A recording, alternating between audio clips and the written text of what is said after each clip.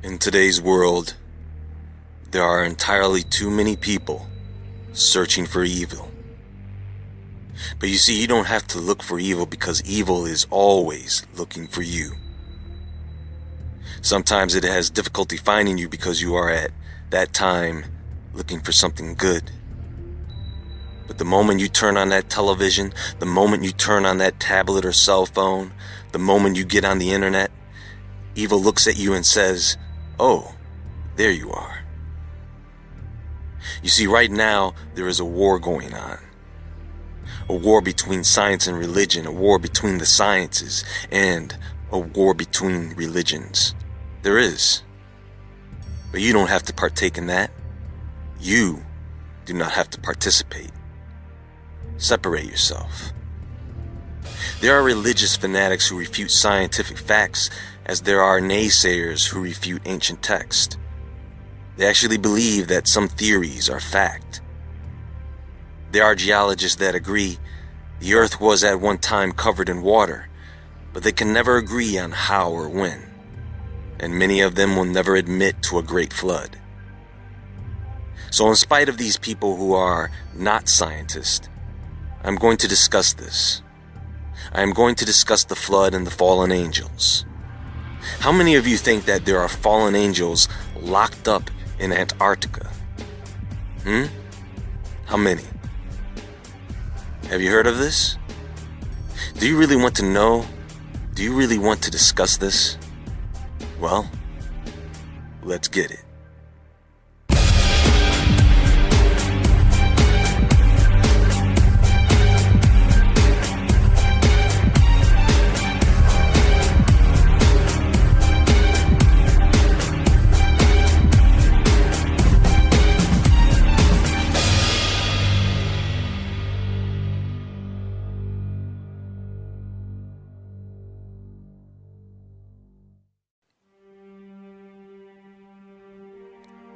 So I have recently discussed the Book of Enoch. I've talked about the fallen angels, how they descended to earth to corrupt man in an attempt to destroy us. After taking human wives, their wives gave birth to giants, the Nephilim. And they began to sin against birds, and against beasts, and against reptiles, and against fish, and they devoured one another's flesh, and drank the blood from it.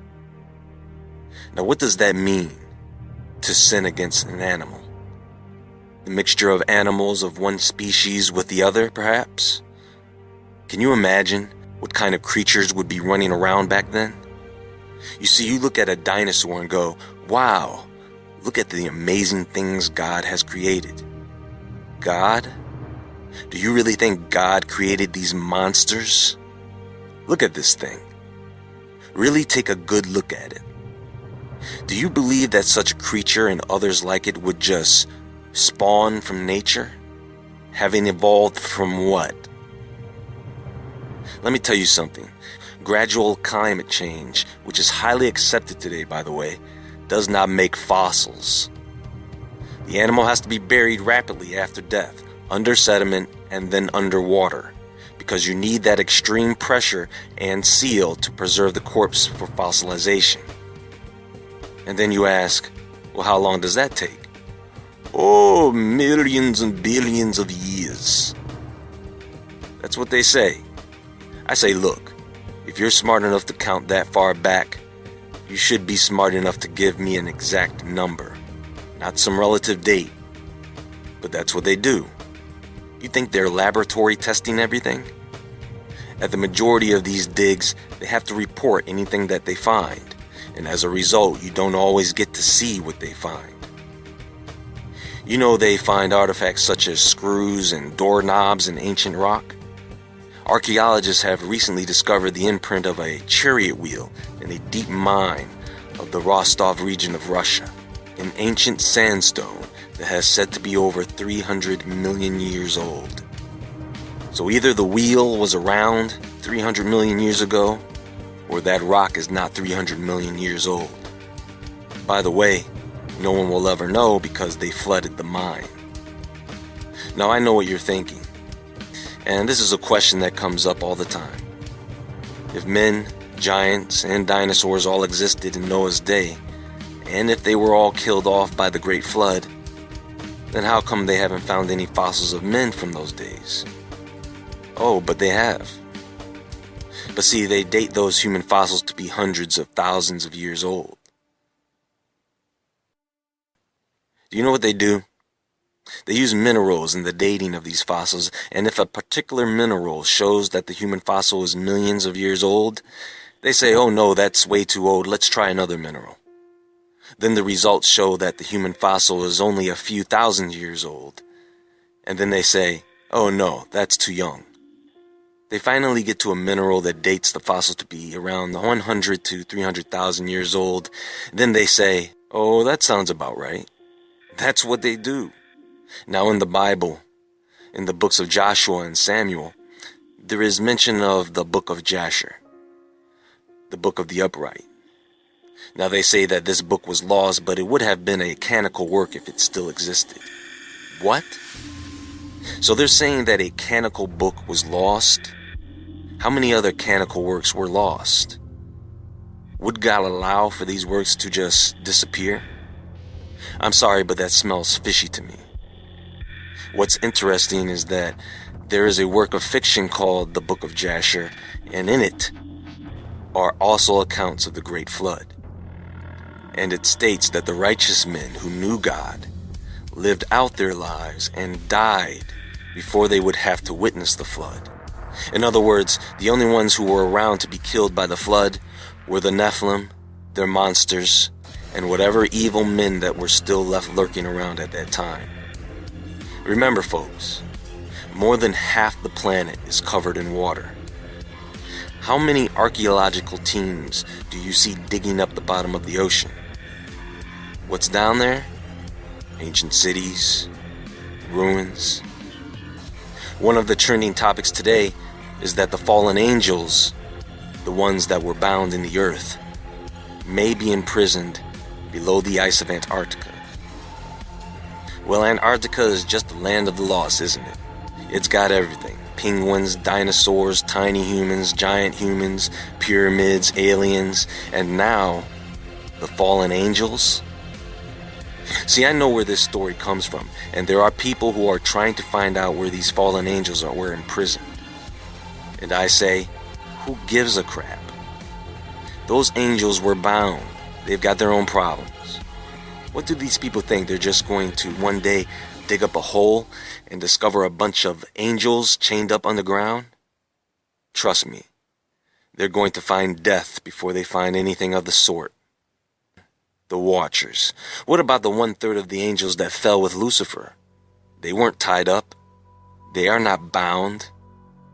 And we are talking about what could be thousands of them. Here, walking around the earth. Doomed, of course. And they know that they are doomed. And so they teach people things. They reveal secrets. And everything that was taught to man back in the days of Enoch and Noah have been taught to man again. And it's worse than ever. People say, oh, look at the things we can do. No, look at the things that we've done. We've lost all morality. People today, they look the other way when someone approaches them to teach them about God. They don't want to hear it, because all that interferes with their ability to go out and party, to get drunk and do drugs and have sex with whoever and whatever. It dampens their ability to listen to whatever music they want to listen to and to see whatever movie they want to see. Look, people are entertained by the idea of fallen angels being locked up in Antarctica. I don't know anything about any fallen angels being bound in Antarctica. There were 200, and for all we know, they could be everywhere. I will say this. One of the worst places on the planet to be right now is right along the river Euphrates. Biblical texts state that 4 of the fallen angels were bound underneath the Euphrates River. Turkey, Syria, Iraq, Iran, Kuwait, Saudi Arabia, the United Arab Emirates. There is apparently a lot of oil there, which means there was and is a lot of death there. Should it surprise you? It may have been the best place on earth at one time, but you can't imagine the amount of horror stories that come out of this region. The anomalies. I mean, this place is on fire, and you know what happens when you get too close to a fire. Why do you think there are so many people there that want to leave? Can you blame them? Go look. Go look at the Syrian horror stories, their civil war, the systematic destruction of children. Do you know how many children in Syria go missing or are murdered? Do you know how many child Syrian refugees disappear after supposedly fleeing to areas such as Europe? The numbers, my friends, are insane. Go read up on the Gate of Hell in Turkey. There are places like this around the world. How many of you know of the 14,000 meter deep well in Siberia? A hole that was dug back in the late 1980s.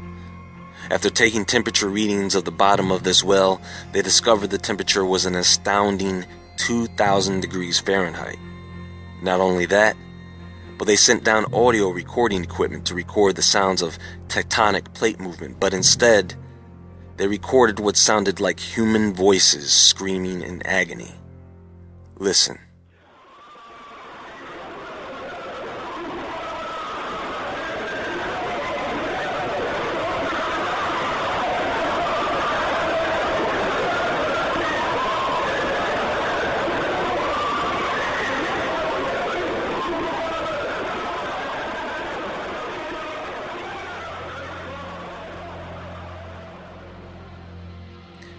Interestingly enough, the scientists also reported witnessing a luminous gas rising out of the hole, and out of this cloud appeared a winged humanoid being.